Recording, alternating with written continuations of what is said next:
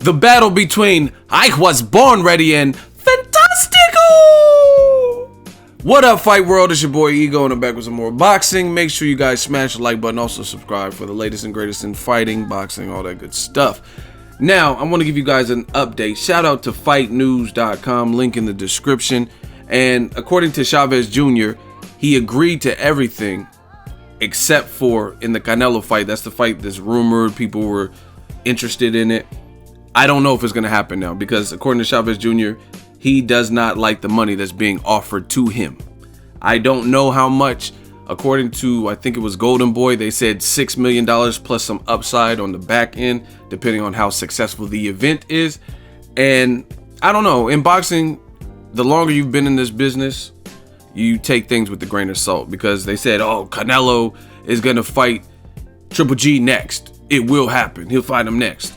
And then all of a sudden they negotiate for a mandatory or a voluntary defense, and then they choose Amir Khan, and then it still doesn't happen in 2016, and then they say, oh, it's in 2007. You know what I'm saying? So in boxing, a lot is said, but I don't know who to believe. I'm just kind of giving you guys the updates. But according to Golden Boy, I heard the figure was around $6 million plus some pay-per-view back-end money. But according to Chavez Jr., he's not happy. He's saying that Canelo wants like 5 times the amount that he's getting. And link in the description, Fight News has Chavez saying, I agreed to go to 165 pounds and everything they asked for, I've accepted. We've agreed to less money, but not these excessive childish whims. We're going to do things professionally and correctly. Otherwise, there's no sense to give importance or grow the egos of people who don't look out for people and the sport or care about the boxing fans. So, according to him, he's willing to sacrifice, go to 165. Chavez Jr. is a big dude. I don't know that he makes 165 easy because I don't even think he makes 168 easy. He looked like he was in good shape in his last fight in Monterrey, Mexico. He fought Dominic Britch, won a decision, but that's an extra 3 pounds, and we haven't really seen Chavez Jr. at the 160-ish mark in quite some time. So as of right now, as it sits, it doesn't look like this fight is going to go on.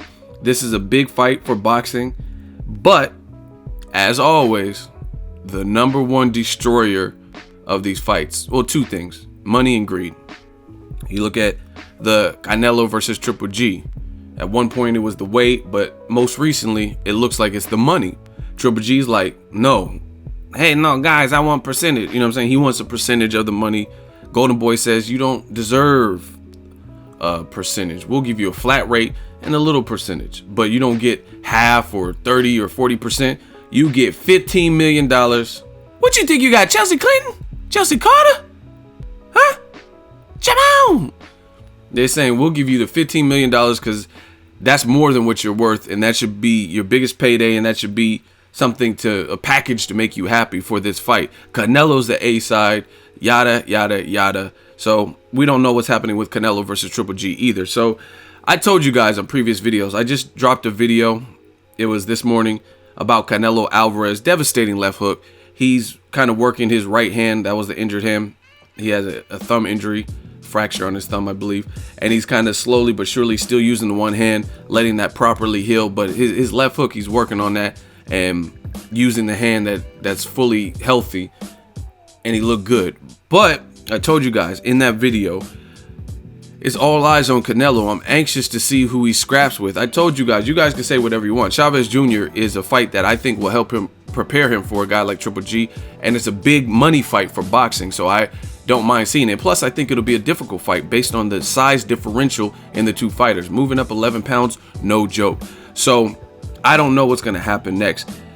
In fact, his options are pretty limited because I don't think he can. Chavez Jr., or excuse me, Canelo, he looked pretty big in that fight clip that I played with the left hook, and I don't think he's planning on going back to 54. His team's kind of made the notion that they're moving up to middleweight, and I think that's what they'll do because he looks like he's getting too big and outgrowing 154. Plus, there's straight killers at 154 that don't bring in the same type of money as some of the bigger names at 160.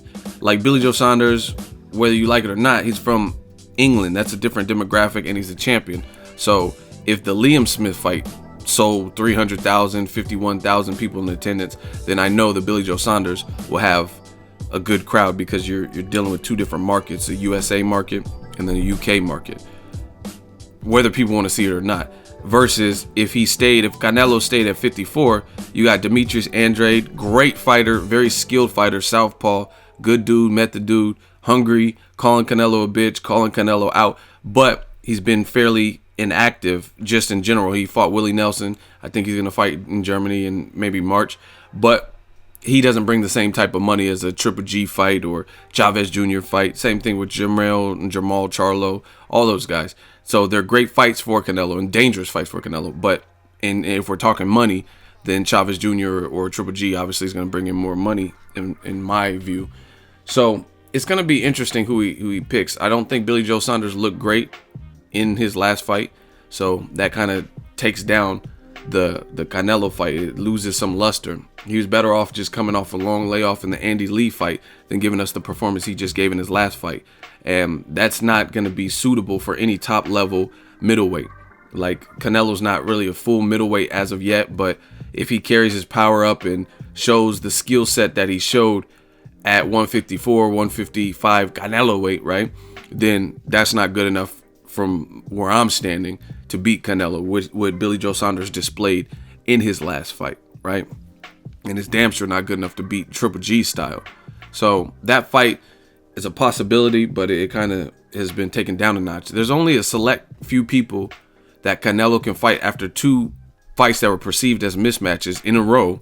The Amir Khan fight, moving all the way up from welterweight to Canelo weight, no rehydration clause, a shaky chin, and limited punching power at welterweight, let alone power at 155.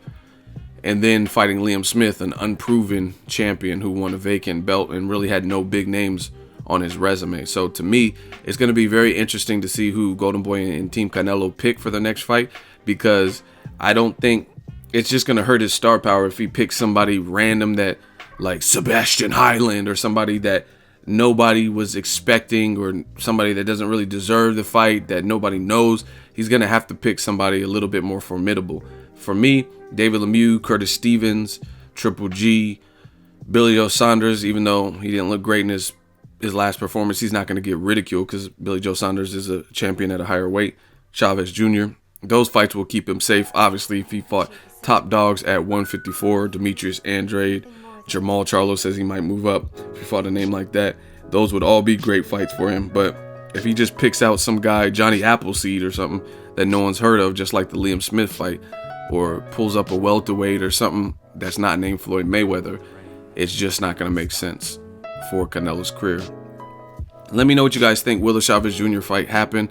At this point, looks like money is the root of all evil and seems to be getting in the way of some of these big fights. And this has to stop happening, man. The UFC in 2016, they had a good year. And for whatever reason, I think it's a little bit different. I mean, to be fair to boxing, it's a little bit different because you got primarily in MMA, you have the UFC organization and brand, and they're kind of atop of mixed martial arts fighting. They're bigger than Bellator and all the little small ones.